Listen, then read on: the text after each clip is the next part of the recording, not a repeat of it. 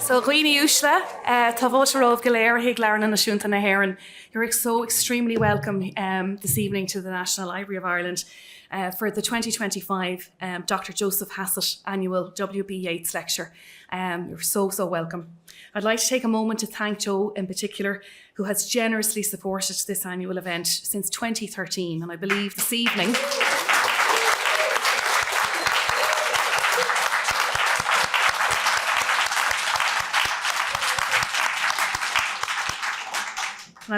evening's lecture is the 10th, which is a milestone. I'd also like to welcome past keynote speakers who are here this evening, particularly Professor Margaret Kelleher, Theo Dorgan and Paula Meehan, and to thank them most sincerely for their incredible lectures in the past few years. Joe's enduring commitment to Yeats's legacy and to the National Library of Ireland helps make this event possible, not just in this particular room, but online as well, where it reaches a wider audience in Ireland and all over the globe.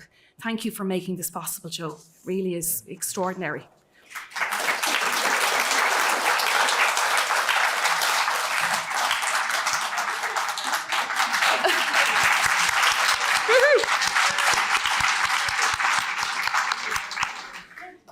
This year's lecture will be delivered by none other than Professor Nicholas Grene and will explore the subject of talk and dialogue in Yeats's poetry.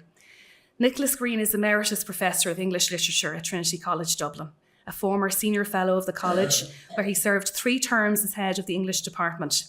Nicholas has been an invited lecturer in many countries and visiting professor at the University of New South Wales, Dartmouth and the Sorbonne. His plays include books, include The Politics of Irish Drama from 1999, Shakespeare's serial history plays, Yeats's Poetic Codes, Home on the Stage, The Theatre of Tom Murphy, Farming and Modern Irish Literature, and most recently, Irish Theatre in the 21st Century. The lecture will first consider the ways Yeats uses talk in his poems, the casual exchanges of the rebel leaders in Easter 1916, and with the rival combatants in The Road at My Door, from Meditations in Time of Civil War, the orchestrated conversations of The Folly of Being Comforted and Adam's Curse.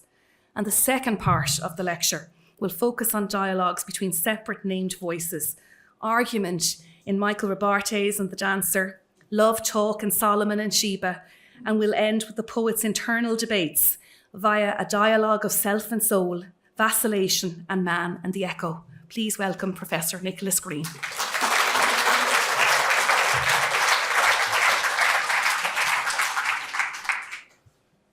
Well, I was thrilled to be invited to give this lecture, partly because of the honour of speaking about Yeats in the National Library, but also because Joe is a very old friend. I've always admired his work as a Yeats scholar, from his first book, Yeats and the Politics of Hate, his book, Yeats and the Muses, but also this remarkable capacity to keep his day job as a lawyer in a busy Washington law firm, as well as producing these great works on Yeats scholarship. Who can manage that? He also wrote the Ulysses Trials, in which he brought these 2 interests in Irish literature and in law together in a remarkable way. Joe has done so much for those of us who care about Yeats here in Ireland. Very generous donations to the Library of UCD, his alma mater here in Ireland, and also supporting the restoration of Tuair Valley Lee, which would not really have happened without him. And of course, supporting this lecture here tonight. So, Joe, thank you again for all of that. It's a great pleasure to be here.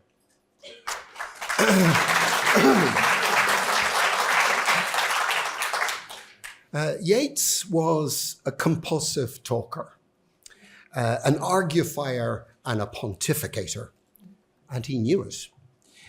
There is a telling passage in Paramica Silentiae Lunae where he describes the mood of recoil from the self-exposure in conversation. When I come home after meeting men who are strange to me, sometimes even after talking to women, I go over all I have said in gloom and disappointment. Perhaps I've overstated everything in a desire to vex or startle from hostility that is but fear, or my natural thoughts have been drowned by an undisciplined sympathy. Then comes this. But when I shut the door and light the candle, I invite a Marmorian muse, an art where no thought or emotion has come to mind because another man has thought or felt something different.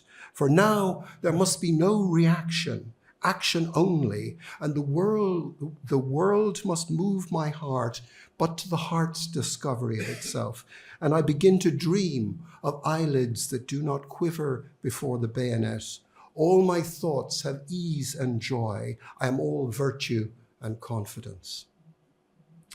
I've always found this very moving. If we needed it, a reminder of just how evocative Yeats's prose can be. What's set up here is a contrast between the man with his unstoppable loquacity, driven here and there by the tides of talk, and the poet alone in his study with his Marmorian muse. But one of the things that he transforms into poetry is that in that still space of creativity is talk itself, the back and forth of conversation, the clash of argument. What I want to look at tonight is the ways in which talk and dialogue are woven into the poems, how he renders live speech and the uses to which he puts dialogue form. Behind that shut door in the candlelight, he heard the rhythms and echoes of people talking to one another. I'm going to start with the suggestions we get of casual social encounters, glimpses of talk, out of the corner of the poem's eye, so to speak. I'll then turn to remembered or imagined conversations that provide the substance of individual poems. I'm differentiating this sort of talk from dialogue, insofar as dialogue poems use named interlocutors. Some such poems are used just for expository purposes, like Platonic dialogues, where the separate speakers thrash out key ideas. But they also dramatize the dynamics of argument between men and women. And of course, it is through the dialogue form that Yeats recurrently expresses inner conflicts, the fissures within the self. So starting with casual encounters. In his general introduction for my work, Yeats declares that the poet never speaks directly as to someone at the breakfast table. He is never the bundle of accident and incoherence that sits down to breakfast. He has been reborn as an idea, something intended complete. Kind of scary to think of having breakfast with W.B. Yeats. We take this so much for granted in Yeats's poetry that it comes almost as a surprise when we come across lines that evoke incidental talk from within a familiar social world. Let me begin with a passage that's so familiar that you'll be able to mouth it along with me. I have met them at close of day, coming with vivid faces from counter or desk among grey 18th century houses. I have passed with a nod of the head or polite, meaningless words, or have lingered a while and said polite, meaningless words, and thought before I had done of a mocking tale or a jibe to please a companion around the fire at the club. I was thinking about this, there's a bit of puzzle about who these unnamed them in the first stanza might be. In the second stanza, he identifies 4 of the leaders of the rising: Constance Markievicz, Poderick Pierce, got them in the wrong order here, Thomas MacDonagh, no, I have them in the right order, yes, and John McBride. Now, Markievicz, Pierce, or MacDonagh would none of them have been coming from counter desk, a 9-to-5 job, and McBride, the drunken, vainglorious lout, as he calls him, would hardly have ever even rated a nod from the poet. What's caught here, though, I think, is what Yeats calls the casual comedy of street encounters. You acknowledge acquaintances, maybe exchange a few words about the weather with them, and you pass on. They're only acquaintances, not friends. Even as the poet speaks his polite, meaningless words, he's already thinking of a mocking tale or a jibe to please a companion around the floor at the club. Whoever these people may have been, there is a social distancing in this passage. The people he meets in the street would not be members of the Fitzwilliam Square Arts Club, as Yeats and his companions were. The poet here convicts himself of a familiar sort of everyday hypocrisy. He preserves the decency with these acquaintances while simultaneously storing up malicious commentary of ordinary talk and ironic recollection. We can all recognize this sort of doubleness, if you like, of hypocritical talk in the street. The poet is thus prepared to expose the disingenuousness of his polite, meaningless words because these people he believed merely part of the casual comedy have been changed utterly by their part in the rising. In The Road at My Door, which is section 5 of Meditations in Time of Civil War, Yeats records two other glancing encounters.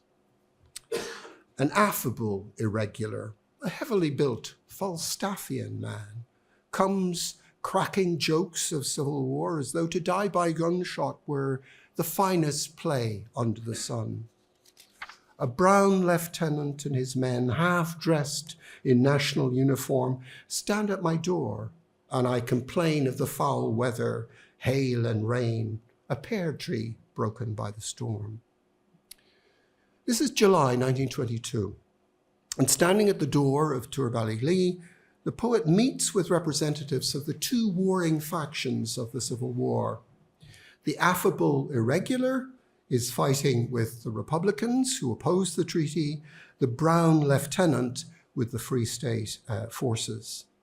The new government, scrambling to raise a national army, didn't seem to have enough kit to go round, hence the men dressed, half-dressed in national uniform. This is an image from the time which suggests the half-dressed uniform. Odd in that, that was what the Black and Tans also had, half-dressed in military, half-dressed in police uniform.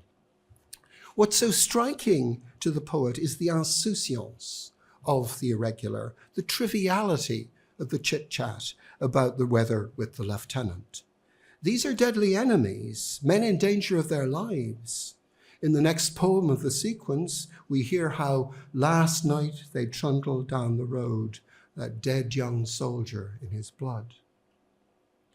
Yet here too, as in Easter 1916, we're told what the poet is thinking as he engages in the everyday superficialities of talk. I count those feathered balls of soot the moorhen guides upon the stream to silence the envy in my thought and turn towards my chamber caught in the cold snows of a dream.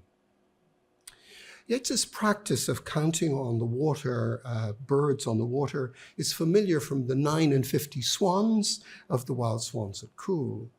There's a tenderness, it always seems to me, in the image of the nurturing moorhen with those infinitely vulnerable chicks. But why should the mantra of counting the moor chicks be used to silence the envy in my thought? Yeats, the sedentary poet, is drawn to the man of action, envies the irregular who can crack jokes of civil war as though to die by gunshot were the finest play under the sun. Remember that dreams of eyelids that do not quiver before the bayonet?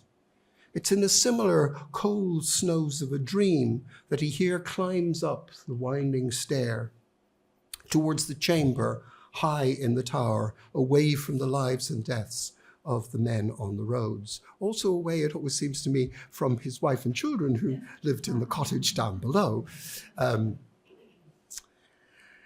In the two poems I've looked at so far, we don't actually hear the voices or the words of the speakers' perfunctory exchanges. But elsewhere, Yeats does build conversations into his poems. It took him time to learn that skill, and in The Folly of Being Comforted, we can see him learning how to do it. This is what the poem looked like when it was first published in The Speaker magazine in 1902, ignominiously at the bottom right-hand corner of the letters page, under a letter about taxation of ground values. I always feel the same thing about September 1913, which appeared in the letters column of the Irish Times in its first outing. One that is ever kind said yesterday, your well-beloved's hair has a thread of grey, and there are little creases about her eyes. Time can but make it easier to be wise, though now it's hard, till trouble is at an end, and so be patient, be wise and patient, friend. But heart, there is no comfort, not a grain. Time can but make her beauty over again, because of that great nobleness of hers. The fire that stirs about her when she stirs burns but more clearly. Oh, she had not those ways when all the wild summer was in her gaze. Oh heart, if she would but turn her head, you would know the folly of being comforted. This then, on the right-hand side, is what it looks like in the collected poems. One that is ever kind said yesterday, your well-beloved's hair has threads of grey, and little shadows come about her eyes. Time can but make it easier to be wise, though now it seems impossible, and so all that you need is patience. Heart cries no. I have not a crumb of comfort, not a grain. Time can but make her beauty over again because of that great nobleness of hers. The fire that stirs about her when she stirs burns but more clearly. Oh, she had not these ways when all the wild summer was in her gaze. Oh heart, if she'd but turn her head, you'd know the folly of being comforted. I always quite like the fact that in the first draft of the poem, instead of saying little shadows or creases, he had crow's feet. And Maud Gonne, who saw a draft of the poem, said, don't say that, Willie. They'll think you're talking about Lady Gregory. Puss, puss, puss. No love lost there. The poem is, as you can see, a sonnet, though unusually in rhymed couplets rather than the more traditional quatrains. Some of the revisions are merely a matter of smoothing out the meter. Your well-beloved's hair has a thread of grey, and there are little creases about her eyes, becomes your well-beloved's hair has threads of grey and little shadows come about her eyes. But notice how he breaks up the original couplet. Though now it's hard, till trouble is at an end, and so be patient, be wise and patient, friend. He breaks it up with the sharp interjection of the heart. Though now it seems impossible, and so all that you need is patience. Heart cries no. What was an address to the heart, but heart there is no comfort, not a grain, becomes a dramatic speech of the personified heart itself. It's now a dialogue, the good advice of the kindly friend and the riposte of the recalcitrant heart. This is nothing like ordinary conversation, but Yeats uses the dynamics of speech to express the unalterable nature of the lover's love against all reason. The Shakespearean sonnet, with the 3 quatrains, often uses the final couplet for a last volte-face. In the collected poems version, you see Yeats separates out the last couplet to spring a surprise of his own. It looks for most of the poem as if he was pondering in his own mind a conversation he's had yesterday. The friend suggested that as his lover beauty fades, his love will become less of a trouble to him. He thinks about this, and in the interior debate with his heart, he realizes it's useless. He finds no comfort in the friend's attempted reassurance. But in this final couplet, the perspective changes entirely. He talks to the heart the heart talks, he talks to the heart that has been talking to him. Oh heart, if she'd but turn her head, you'd know the folly of being comforted. The beloved, subject of a remembered conversation with a friend yesterday about which he's been brooding, is actually there in the room with him. She's only to turn round and show her face to shatter any notion that his love for her might be diminished. By now, I'm sure you can tell where I'm heading, to the great conversation poem, Adam's Curse. With its scene-setting start, we sat together at one summer's end, that beautiful, mild woman, your close friend, and you and I, and talked of poetry. Yeats was habitually discreet in his poems. He rarely names names. Maud Gonne never appears anywhere in his poems until 1938, a very late poem. Here, however, we know just who was involved and when, because Maud Gonne, in her autobiography, ironically called A Servant of the Queen, tells us. It was the summer of 1901, the first time Yeats had seen Maud since her lecture tour of America. They met in the house of the Gonne cousins, May and Choti, in South Kensington. This is a colorized copy of a photo which was taken obviously for publicity purposes in Boston as part of the publicity for her lecture tour. She was a stunner, wasn't she? I mean, you have to admit it. That beautiful, mild woman, your close friend, was Maud's sister Kathleen. Later in the poem, it's implied that she's a very young woman, for whose sake there's many a one shall find out all heartache, though Kathleen at this time had been married for 10 years and had 4 children.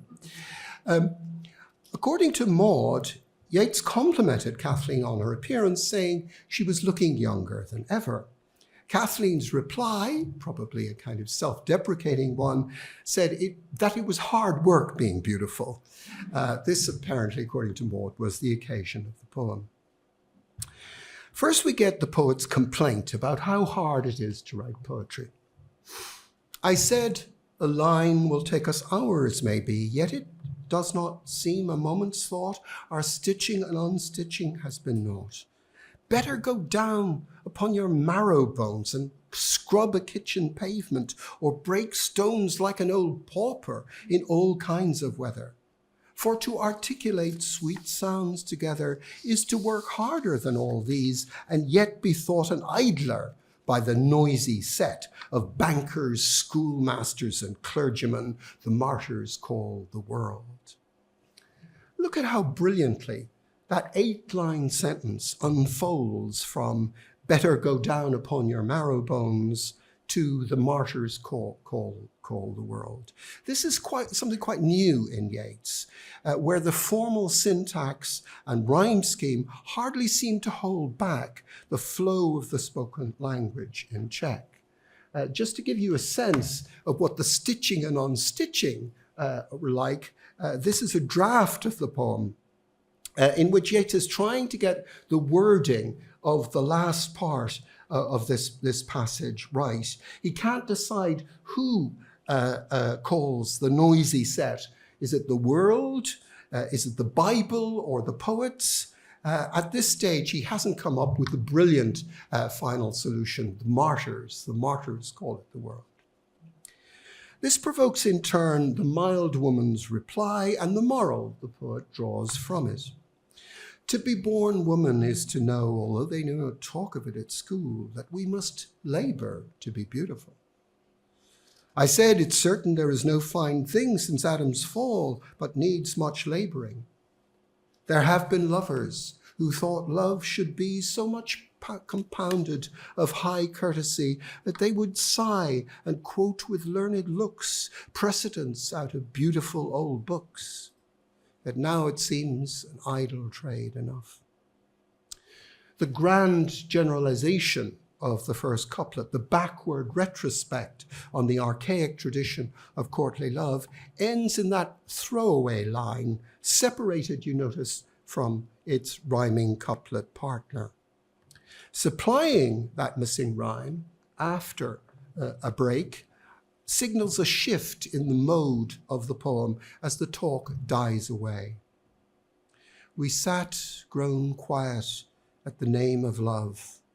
We saw the last embers of daylight die, and in the trembling blue-green of the sky, a moon, worn as it had been a shell, washed by time's waters as they rose and fell about the stars and broke in days and years.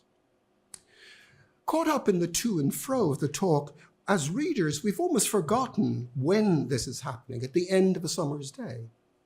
The rendering of the twilight and the rising of the moon show us that Yeats can still call upon his older lyrical style when he needs it, even in this new conversational mode. The image of the moon, worn as if it had been a shell washed by time's waters, could have appeared in any of the poems in the previous book, The Wind Upon the Reeds. That stilled space prepares us for the final silent, secret exchange. I had a thought for no one but your ears, that you were beautiful, and that I strove to love you in the old high way of love, that it all seemed happy, and yet we'd grown as weary-hearted as that hollow moon. It's the simplicity of the statement that I think is so moving here, that you were beautiful and that I strove to love you in the old highway of love, that it had all seemed happy, even as it bends back to the ideal of courtly love and the image of the moon. The conversation about poetry, beauty, and love probably never happened in actuality. As Maud Gonne describes the occasion, there were other people present in the drawing room at the time, so it seems unlikely. What Yeats has caught in the poem, though, is the movement of talk between two people, where there is an unvoiced current of feeling with a third person, an intimacy, as it were, within an intimacy. As in the Folly of Being Comforted, Gonne says never a word through this poem. She is the unmoved mover. The poet masterfully manages the interchanges of conversation, depth charged with the emotions that cannot be allowed to surface. In Easter 1916 and The Road at My Door, the poet merely gestures towards the polite, meaningless words he swaps with the men he meets, while he registers what he's thinking and feeling at the time. In Adam's Curse, he engages us with a lively conversation on the paradox of the apparent spontaneity of beauty achieved by hard work, only for the real human drama to emerge from under the talk. Never, it seems to me, in Yeats's many poems to Gonne, did he express the failure of his unrequited love more poignantly. Dialogues of men and women, you'll see it's plural there, and I promised I was going to talk about Solomon and Sheba, but I don't have time. I knew by the time I was preparing this, I wasn't going to be able to do more than just one dialogue between a man and a woman. Yeats began his career writing dramatic poems, and he was, of course, to give much of his time and energy to writing plays. That whole part of his work is not my concern here. I'm only looking at poems in which there are interchanges between named speakers. Some of these I'm inclined to classify as pseudo-dialogues. So, for instance, The Wanderings of Oisin, his first long poem, is framed by the clash of the evangelizing Patrick and the pagan Oisin, Oisin still hankering after his Fianna companions centuries after their death. But for most of Oisin's long narrative, Patrick is given only disapproving noises, "You are still wrecked among heathen dreams," or an occasional tell on. In The Phases of the Moon, Yeats brings back the characters of Michael Robartes and Owen Aherne from his earlier work to expound the doctrines that were beginning to emerge from the automatic writing and were eventually shaped into a vision. Aherne in this poem, The Phases of the Moon, really just functions as a kind of straw man for Robartes. It's Robartes who enumerates the various attributes of the several phases of the moon. The joke of the poem, of course, is that the two men are imagined as lurking outside Tuair Ballylee, laughing at the poet who's studying so hard in his tower, trying vainly to puzzle out what's so clear to them. It's an elaborate piece of meta-poetic games playing, but it's not really a dialogue. Yeats's fictional personae are shapeshifters, figures invented first for stories and poems, often given elaborate allegorical significance, and at other times simply used as stand-ins for the poet himself. In Michael Robartes and the Dancer, Robartes is Yeats, the dancer is Iseult Gone, though they are only named in the text of the poem as he and she. There's good authority, no less than George Yeats, Mrs. W.B., for identifying the painting referred to in the opening stanza as the St. George and the Dragon by Paris Bordoni in the National Gallery of Ireland. There he is, murdering the dragon with the princess all up there waiting to be rescued. However, my candidate for the picture would be this Bellini version of the same subject from an altarpiece in Pesaro. I'm not going to go into my reasoning. It's really not important because this painting, whatever it was, is really just an occasion for an argument. The poem opens with the man, he, in aggressively provocative mode. He. Opinion is not worth a rush. In this altarpiece, the knight who grips his long spear so to push that dragon through the fading light loved the lady, and it's plain the half-dead dragon was her thought, that every morning rose again and dug its claws and shrieked and fought. Could the impossible come to pass, she would have time to turn her eyes, her lover thought, upon the glass, and on the instant would grow wise. The woman's reply, she, cuts through all this verbiage. You mean they argued? He gives a little ground, he does. Put it so, he says, but he goes on with the argument all the same. Men always do. But bear in mind your lover's wage is what your looking glass can show, and that he will turn green with rage at all that is not pictured there. As the poem goes on, she makes the case for women's education, for the possibility of female beauty being combined with learning, only to have the paintings of Veronese and Michelangelo produced to prove the supremacy of the body. She says impishly, I have heard said there's great danger in the body. He comes back with the example of the Eucharist. Did God, in portioning wine and bread, give man his thought or his mere body? His tortuous reasoning is brilliantly put down by her reply. My wretched dragon is perplexed. You're doing my head in. In the final exchange, he tries to bludgeon her into submission with superior learned authority, but the last word is given to her. Sorry, I missed a slide there somewhere. There we go, it's not there. Sorry, I'll have to just read it out. I have principles to prove me right. It follows from this Latin text that blessed souls are not composite, and that all beautiful women may live in uncomposite blessedness, and lead us to the like if they will banish every thought, unless the lineaments that please their view when the long looking glass is full, even from the foot sole think it too. She, they say such different things at school. Yeats often used the dancer as a figure for the integration of soul and body, as in most famously among school children. Here he advances the view of women's capacity to live in uncomposite blessedness, the uncomposite blessedness of such integration. It's a similar concept of gender, which he puts forward in A Prayer for My Daughter, a poem which has attracted some of the fiercest feminist criticism of the poet.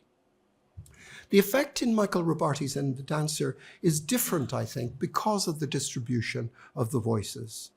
There's a bantering, flirtatious tone that runs throughout the poem. In the ding-dong between the two, he seems to be deliberately, aggressively overstating his case. Her undercutting replies expose the bullishness of his arguments. This is not the poet putting forward his obnoxious sexist views, but the fictional Michael Robartes having it out with a deftly skillful dancer. Now we're going to talk on to Talking to Myself, which is the final section. We make out of the quarrel with others rhetoric, but out of the quarrel with ourselves poetry. This much quoted aphorism of Yeats does not hold good for his own work. Think of the animus that drives the opening of September 1913. What need you, being come to sense, but fumble in a greasy till, and add the halfpence to the pence, and prayer to shivering prayer until you have dried the marrow from the bones? Nobody of my current group of students knows how to pronounce the word halfpence. They all think it's called halfpence. There you go. Time changes. There you are. Think of To a Shade, in which William Martin Murphy, Parnell's enemy, and Yeats's, is reduced to an old foul mouse. Yeats could write fine satirical poems out of his quarrel with others, but much of his work does turn towards debate, sometimes in dialogue form. In the movements of Vacillation, section 7, it's presented as an exchange of single lines between soul and the heart. I want to concentrate in this final section of my lecture on two of the best known of these poems, A Dialogue of Self and Soul and Man and the Echo. For the first two stanzas of dialogue, soul and self do not seem to be listening to one another. Soul's opening, with its odd intransitive use of the word summon, I summon to the winding ancient stair, no obvious object to the verb summon, sounds more like a conjuration than a personal address. I summon to the winding ancient stair, set all your mind upon the steep ascent, upon the broken, crumbling battlement, upon the breathless, starlit air. Self is somewhere else, seated, looking at sword and covering, the heirloom given to the poet by his Japanese admirer, Sato Junzo. The consecrated blade upon my knees is Sato's ancient blade, still as it was, still razor keen, still like a looking glass, unspotted by the centuries. The Tower and the Sword, first title of the poem was actually Tower and Sword. The Tower and the Sword are the emblems of the two speakers, the soul concentrated on a world beyond the body, the self focused on the material active life. The third stanza does represent a reproach by soul to self. My soul, I got this. My soul says, why should the imagination of a man long past his prime remember things that are emblematical of love and war? The covering of the sword is the flowering silken old embroidery torn from some court lady's dress, hence the pairing of love with war. In the fourth stanza, self responds in defiance of soul, calling the sword and wrapping emblems of the day against the tower, emblematical of the night. But in the next stanza, soul has turned away from the debate into its own reflections. My soul, such fullness in that quarter overflows and falls into the basin of the mind. That quarter refers back to the first stanza, that quarter where all thought is done, the final phase of Yeats's Phases of the Moon, the antithesis of subjectivity. Mostly, I don't really like using handouts anymore, but for something like this, you really have to have the whole poem in front of you. Sorry about that. The first part of the poem is a dialogue of the deaf. Soul and self are representing their separate beliefs, not really talking to one another. One of the models for the poem was Andrew Marvell's Dialogue of Soul and Body, with its pattern of symmetrical alternating stanzas, accusations and counter-accusations between the two. And that looks like the shape of Yeats's poem. Also through most of its first part, you do get symmetrical stanzas. The first four stanzas, one from soul, one from self, one from soul, one from self. You might expect a single stanza from self to answer the last one of soul. But instead, we get the whole second part of the poem where self is allowed 4 stanzas of its own unanswered by soul. What's so remarkable here, I think, is the retrospect by the poet on the progress of his life, all its humiliations and disappointments. The ignominy of boyhood, the distress of boyhood changing into man, the unfinished man and his pain brought face to face with his own clumsiness. The finished man among his enemies?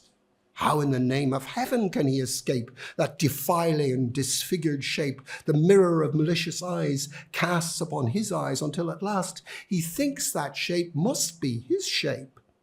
And what's the good of an escape if honor finds him in the wintry blast? It's a bleakly honest look back at the poet's varying miseries from an unhappy childhood through the vulnerability of adolescence, the exposure to caricature of the public man, to the empty success achieved in old age, achieved only too late to appreciate it. And yet, self insists on the willingness to live through it all again. I am content to follow to its source every event in action or in thought. Measure the lot, forgive myself the lot. When such as I cast out remorse, so great a sweetness flows into the breast. We must laugh and we must sing. We are blessed by everything. Everything we look upon is blessed. It's an extraordinarily moving ending to the poem, the more extraordinary because that sense of blessedness is so very rare in Yeats. Much more characteristic is its opposite, the lacerating self-doubt expressed in Man and the Echo. The setting of the poem is that at this distance you can't really see it. I hope it's better sitting out in the audience. It's that strange natural ravine on the side of Knocknarea in Sligo, known locally just as the Glen. It's never clear to me why Yeats chose to call it Alt, other than for the rhyme, in a cleft that's christened Alt, under broken stone I halt. I found no evidence that anybody calls it Alt, but never mind. There is something to Alt, but there you are. It is in Endgaze only an imagined setting, in which he shouts a secret to the sown. Come on. All that I have said and done, now that I'm old and ill, turns into a question till I lie awake night after night and never get the questions right, never get the answers right. Did that play of mine send out certain men the English shot? People have expressed skepticism about this, particularly Paul Muldoon. If Yeats had spared his pencil lead, would certain men have stayed in bed? It's not quite fair, actually. Kathleen Hulan did have an enormous impact on nationalists at the time. The unanswerable questions bring the poet to a despairing desire for death. All seems evil till I, sleeping, would lie down and die. Echo, lie down and die. Here the poem, that sounds like an imperative, lie down and die, but remarkably, this leads man to argue back. That were to shirk the spiritual intellect's great work and shirk it in vain. Here the poem takes up again the issues of the dialogue of self and soul, the clash between the claims of mind and body, with man affirming the need to go on. The body is needed in order, paradoxically, to pursue spiritual intellect's great work. The sleepless questioning is necessary to stand in judgment on his soul. However, where Dialogue of Self and Soul ends with the ringing affirmation of the self, Man and the Echo concludes with a drifting diminuendo. But hush, for I have lost the theme. Its joy or night seem but a dream. Up there, some hawk or owl has struck, dropping out of sky or rock. Stricken rabbit is crying out, and its cry distracts my thought. It's a remarkable turnaround with the poet losing concentration. Theme was the word that Yeats habitually used for a poem's subject. Remember Circus Animals' Desertion? I sought a theme and sought for it in vain. The old and ill man can no longer sustain the strenuous self-questioning prompted by the oracular words of echo. The imagination of the glen, which was simply a symbolic projection of the insomniac poet, is literalized as a natural space where birds of prey can seize on a rabbit. As the inner debate trails off, we're returned to an actual world that remains beyond human thought and feeling. While I was preparing this lecture, I worried about how superficial it was as an approach to Yeats's poetry. The greatness of his work, after all, lies in the way in which he can turn language into form, speech into the beautiful harmonies of his poetry. We respond with a sort of awed assent to his hieratic manner, the finished authority of his work. There's so much in his poem also which reaches below surface meaning to the symbolic systems which structure his thought. To ignore these is to ignore what mattered most to the poet in his understanding of the world. And yet, I think it may be worthwhile, at least occasionally, to set aside the effort of grappling with the Yeatsian symbology that underpins the poems and look instead at the way they figure ordinary speech acts. People talk to one another in Yeats's poems. The poet talks to others and to himself in forms of debate and argument which we can recognize. To focus on those elements in the poetry may be to bring us back into a live relationship with what we read. We've all of us chatted to people while letting our minds stray off elsewhere.